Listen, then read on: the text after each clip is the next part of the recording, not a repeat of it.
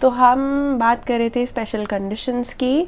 अगर दो लाइंस हैं आपके पास जिनके स्लोप है m1 और m2, तो ख़ास बातें हैं वो दो लाइंस अगर हैं पैरेलल।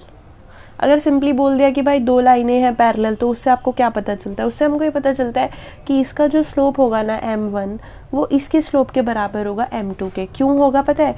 क्योंकि भाई ये मान लो दो लाइंस है और ये मान लो कि x एक्सिस है।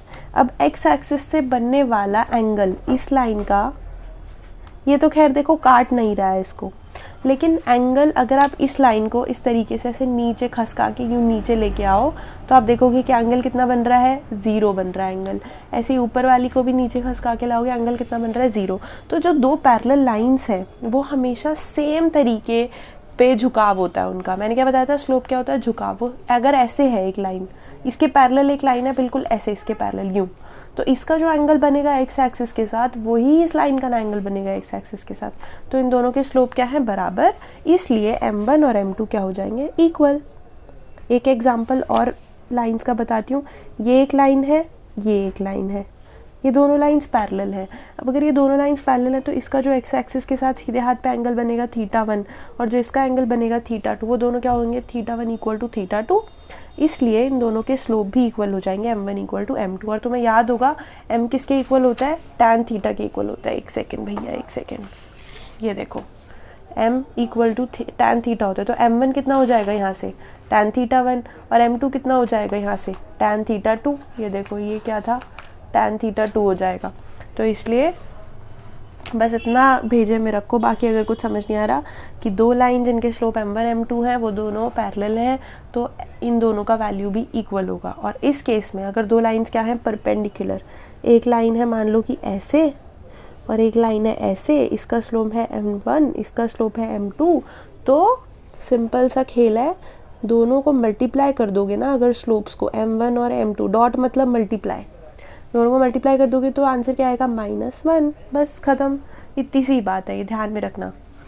ओके, अब हमें देखना है एंगल बिटवीन टू लाइंस। ये देखो ये हमारा डोरेमोन वाला टेबल, डोरेमोन और नोबिता वाला, देख लो अगर तुमको पसंद है तो। अच्छा, अब हम क्या बात करें, एंगल बिटवीन टू लाइंस।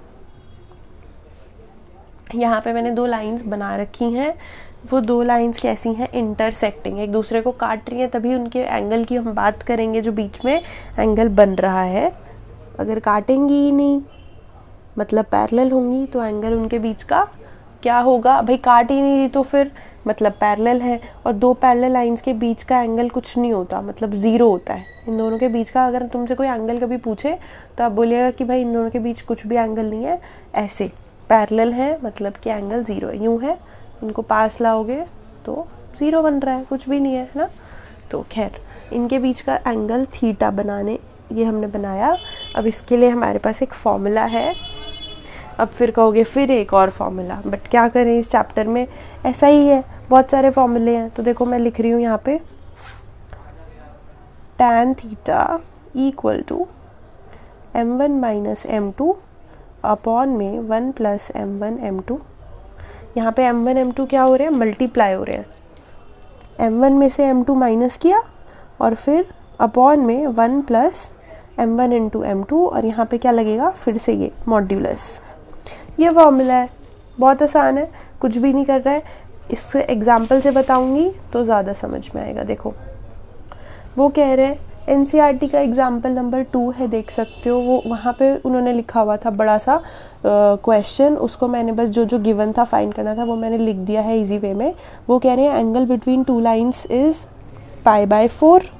तुम्हें पता है पाई मतलब 180 डिग्री, तो 180 डिग्री अपॉन 4 मतलब कितना, 45 डिग्री। तो दो लाइंस के बीच का एंगल कितना दे रखा है, 45 डिग्री। दो में से एक लाइन का स्लोप भी दिया हुआ है 1/2। अब हम मानते हैं, सॉल्यूशन में हम मानते हैं कि जो स्लोप्स हैं, let the slopes of two lines be m1 and m2। भाई दो स्लोप लिए, एक m1 और एक m2। अब m1 तो हमें पता ही है कितना है, 1/2। दूसरा नहीं पता ना, m2 हमको फाइंड करना है। अब उनके बीच का एंगल क्या है, let the angle be theta, नहीं इतना खैर लिखने की ज़रूरत ही नहीं है, सिंपल सा बात है कि tan of angle between them is 45, ये लिख देते हैं कि एंगल बिटवीन, ये बिटवीन का शॉर्ट फॉर्म है b/w, बिटवीन लाइंस इज़ π/4 या 45 डिग्री, कुछ भी लिख सकते हो। तो tan ऑफ थीटा, अब tan थीटा, यहाँ पे ये फॉर्मूला लिखा हुआ है, ऊपर देखो tan थीटा इक्वल टू, तो अब मैं क्या लिख रही हूँ यहाँ पे, थीटा की जगह पे 45 या π/4, कितना किसके इक्वल आएगा, m1 माइनस m2, पूरा किस में है, मॉड्यूलस में। m1 कितना है 1/2 माइनस m2 कितना है पता ही नहीं, तो बस m2 ही रखो उसको, अपॉन में 1 प्लस m1 m2, फॉर्मूला फिर से दिखा देती हूँ, ये देखो m1 माइनस m2 अपॉन में 1 प्लस m1 इंटू m2, तो पहला m1 की जगह ये, m2 की जगह ये, 1 प्लस m1 की जगह 1/2 और m2 की जगह m2 ही आएगा। अब इसको सॉल्व करूँगी, हमें पता है tan 45 कितना होता है, 1 होता है, tan 45 1 होता है ना, पूरी दुनिया जानती है यार, इक्वल टू मॉड्यूलस के अंदर हाफ माइनस m2। मैं क्या कर रही हूँ, LCM ले रही हूँ, अगर LCM लेना भी नहीं आता है तो फिर तो कुछ नहीं कह सकती मैं तुमको। देखो चलो करके दिखाई देती हूँ यार, तुम क्या याद रखोगे, 1/2 माइनस m2 लिखा हुआ है, तो ये कितना आएगा 1 माइनस 2m2 अपॉन में 2, क्योंकि LCM कितना है 2 है, तो ये कितना आ गया 1 माइनस 2m2, इसके अपॉन में m2 आएगा।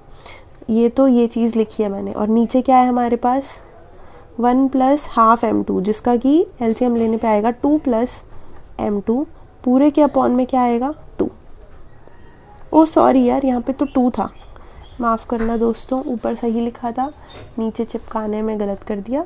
ये क्या है 1 माइनस 2m2 अपॉन में 2, यहाँ पे क्या है 2 प्लस m2 अपॉन 2। देखो सबका सॉल्व करने का तरीका अपना अलग अलग होता है। मैं क्या कर रही हूँ यहाँ पे, ये वाले 2 से ये वाला 2 काट रही हूँ, तुम चाहो तो इसको ऐसे ऊपर लेके जाओ, 2 से 2 जैसे काटना है काटो।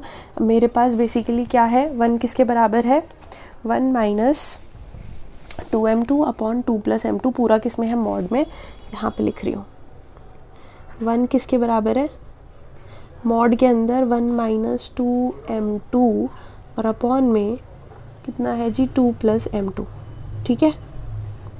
अब इसको सॉल्व करना है, तो मैं प्रॉपर तरीके से तुम्हें सॉल्व करके भी दिखा रही हूँ।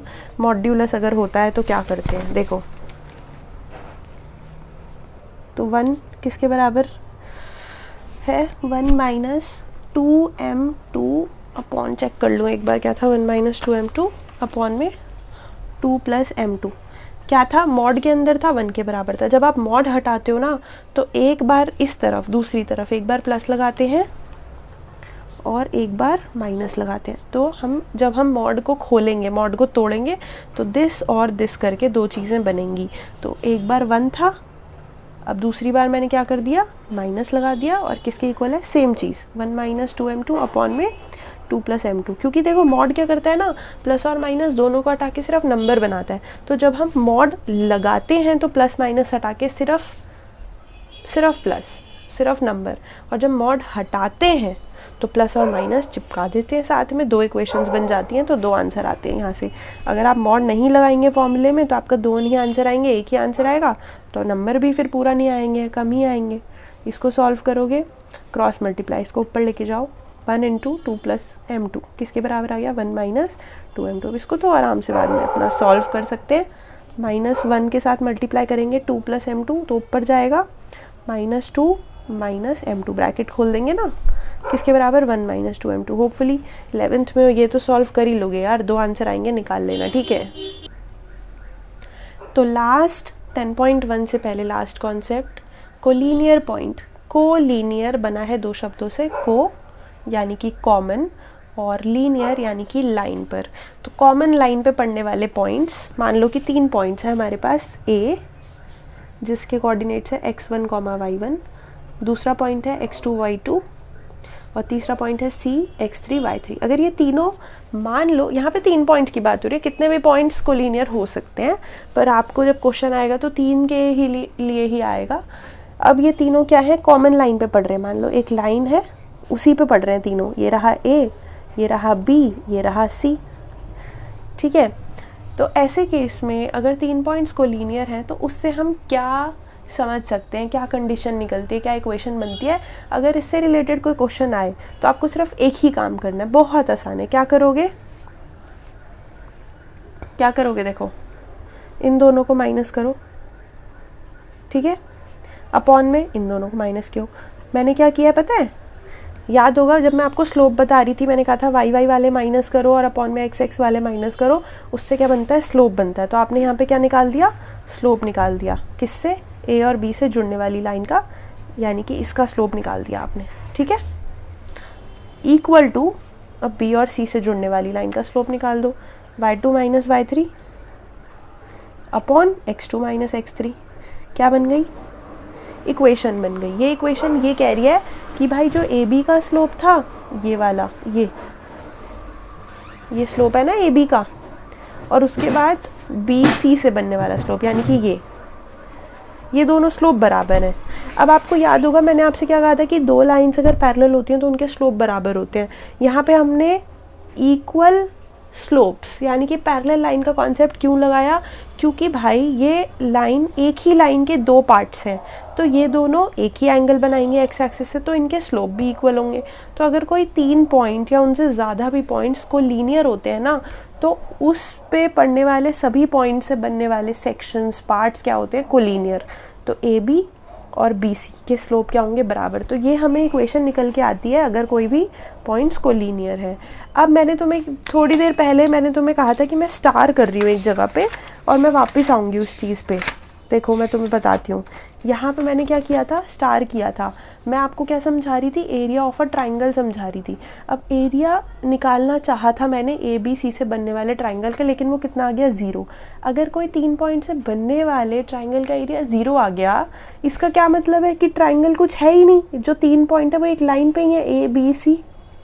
ऐसे 3 पॉइंट जिनसे बनने वाले ट्राइंगल का एरिया 0 आए वो क्या होंगे, कोलीनियर। तो यहाँ पे हमें पता चल गया A comma B comma C are collinear. ज़रूरी नहीं है 0 नहीं आता, मान लो 2 आ जाता तो 2 हो जाता है एरिया, लेकिन 2 नहीं आया, 0 आया है। इसका मतलब हमें पता चल गया कि ये 3 पॉइंट कोलीनियर है। तो इस तरीके का क्वेश्चन भी आ सकता है आपके पेपर में। अदरवाइज़ इस तरीके का क्वेश्चन भी आ सकता है कि अगर ये कोलीनियर है तो क्या इक्वेशन बनेगी, या मान लो आपको कोई y1 y2 बता दिया, x1 x2 बता दिया, फिर आपको ये निकालना पड़ेगा एक पॉइंट। तो जो भी चीज़ मिसिंग होगी वो आप निकाल सकते हो इस इक्वेशन की मदद से। अब आप 10.1 से पहले जितने भी एग्जाम्पल हैं उनको एक बार पढ़ लो और उसके बाद 10.1 के सारे क्वेश्चंस करो, और जहाँ डाउट है वो आप पूछो, ट्राई करो, समझ आ जाएगा। बहुत आसान है, फॉर्मूले धीरे धीरे याद करो। सो आई होप आपको आज का सेशन समझ में आया है। एंड अगर आप लोग कुछ बताना, पूछना, कहना चाहते हो तो कमेंट सेक्शन में मोस्ट वेलकम है। Thank you for watching this video. Will see you next time. Take care, keep smiling, bye bye.